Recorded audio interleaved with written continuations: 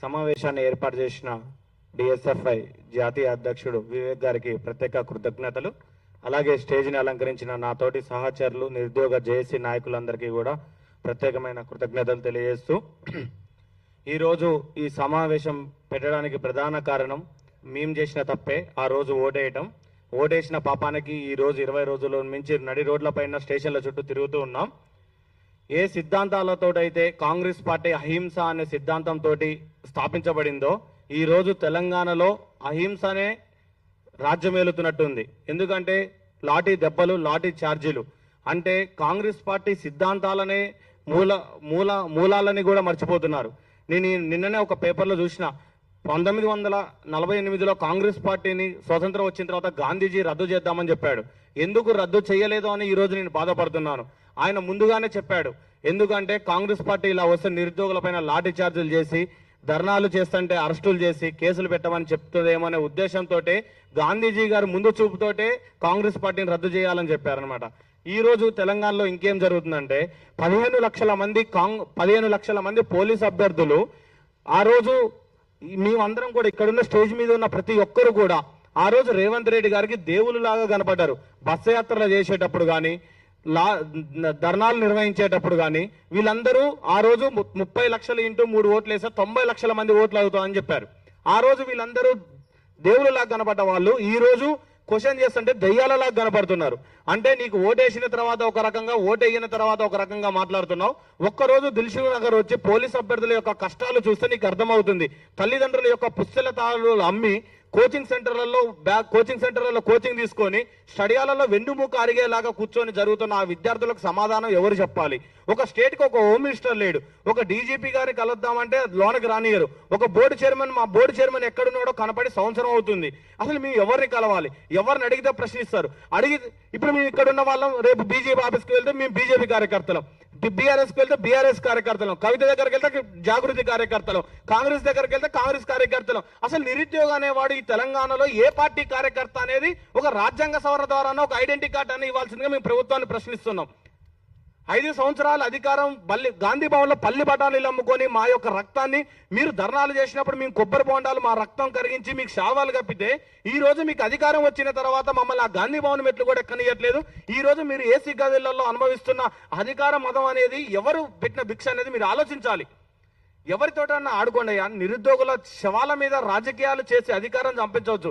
ఏ అస్తిత్వం కోసం అయితే తెలంగాణ వచ్చిన తర్వాత నిరుద్యోగులు ధర్నాలు చేస్తున్నారంటే ఇంకేం చేయాలి, ఇంకేం తెచ్చుకోవాలి అంటే తెలంగాణని ఇప్పుడు దక్షిణ తెలంగాణ, ఉత్తర తెలంగాణ, హైదరాబాద్ అని 3 జోన్లు చేసి పారంగేశారు. ఏం చెప్పాలి? ఎవరికి సమాధానం చెప్పాలి? 5,000 పోస్టులు వేస్తా అంటున్నావు నువ్వు.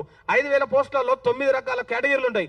Open category, EWC category, BCA, BCB, CDE, SC, ST అని కేటగిరీ ఉంటాయి. ఎంఎస్పీ కోట, సిపిపి కోట, స్పోర్ట్స్ కోట, ఎక్స్ సర్వీస్ కోట, హోమ్ గార్డ్ కోట, ఎంఎస్పీ కోట, ఎన్సీసీ కోట అని ఇలా 14 రకాల కేటగిరీలకి నువ్వు సిటీ సరౌండింగ్స్ లో 3,000 పోస్టులు వేసి 29 జిల్లాలకి మాత్రం 2,000 పోస్టులు వేయడం ద్వారా ఇన్ని కేటగిరీలు, అందులో 33% మహిళలకు పోతే మిగిలిన 1,400 జాబులు నువ్వు కేటగిరీకి పంచితే అసలు నువ్వు రోస్టర్ మీద ఎల్బీ స్టేడియంలో నువ్వు నియామక పత్రాలు ఇస్తా అంటున్నావు కదా. మేము పోలీస్ అభ్యర్థులు అందరం కూడా ఎల్బీ స్టేడియంలో ఇస్తాం. నీకు గుండె ధైర్యం ఉంటే ఆ పోస్టులను నువ్వు మాకు పంచి చూపెట్టు. మా కేటగిరీకి ఒక్క పోస్ట్ వస్తుంది అని చూపెట్టు. తల్లిదండ్రులకు ఏం చెప్పాలి? నడు వంగేలాగా స్టడీ చైర్లో కూర్చొని చదువుతుంటే నువ్వు ఒక్క పోస్ట్ కూడా మా కులానికి రాకపోతే నీకేం చేయాలి?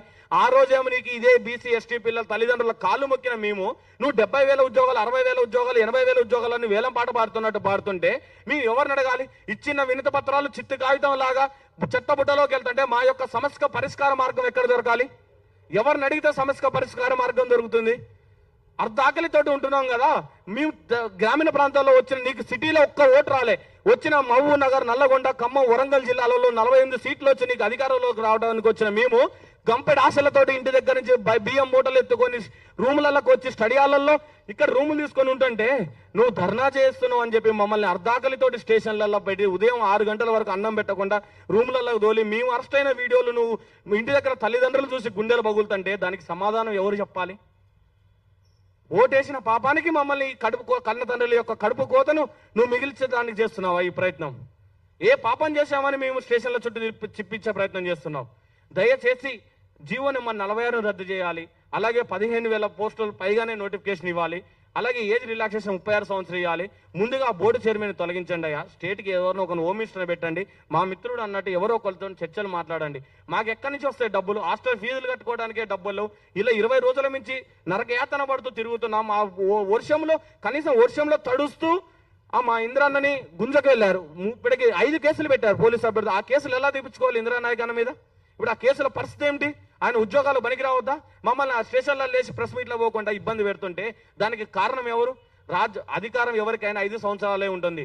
కానీ మనిషి చచ్చేంత వరకు ఓటు హక్కు అనేది ఉంటుంది. నీకు 5 సంవత్సరాల వరకు అధికారం వచ్చింది. ఆర్టికల్ 326 ప్రకారం మా ఓటు హక్కును మరలా నీ మీద ఎలా ప్రయోగించాలో మా అందరికి తెలిసిన విషయమే. దయచేసి we honourable request CM Revanth Reddy గారు, ఈ రోజు జరిగే డీజీపీ ఆఫీస్ లో అఫీషియల్ మీటింగ్ జరుగుతుందని మా అందరికి తెలిసిన విషయమే. ఈ రోజు జరిగే అఫీషియల్ మీటింగ్ లో ఐ రిక్వెస్టెడ్ సార్, తెలంగాణలో ఉన్న 15 లక్షల మంది గ్రామీణ ప్రాంత విద్యార్థుల పైన రిక్వెస్ట్ చేస్తున్నాం. దయచేసి మా యందు దయ ఉంచి ఆ మీటింగ్ లో మంచి నిర్ణయం తీసుకొని మాకు మంచి శుభవార్త చెబుతున్నానని విజ్ఞప్తి చేస్తూ థ్యాంక్ యూ సార్.